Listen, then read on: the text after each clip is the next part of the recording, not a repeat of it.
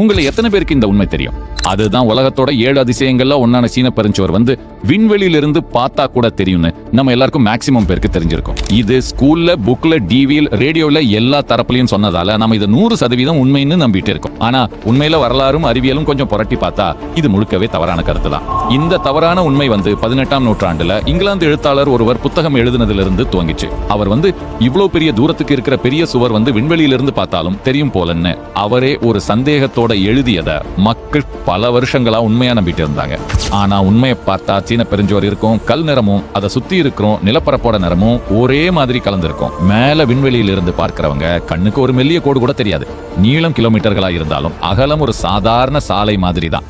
அதனால விண்வெளியிலிருந்து பார்த்தா கூட அதனை பிரித்து அடையாளம் காண முடியாது. பல விண்வெளி பயணியாளர்களே இதை நேரடியா சொல்லியிருக்கிறாங்க. விண்வெளி சேட்டலைட்ல இருந்தும் மனித கண்ணால அதை பார்க்க சாத்தியமே இல்ல.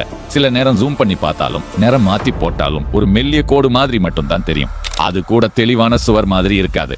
சுருக்கமா சொன்னா, நமக்கு புத்தகத்துல எழுதுனதுக்காக நாம நம்பிட்ட இந்த விண்வெளியிலிருந்து தெரியும்னு சொல்ற தகவல் உண்மையில உலகமே பல ஆண்டுகளா நம்பி மோசப்பட்ட ஒரு பழைய தவறான நம்பிக்கை தான்.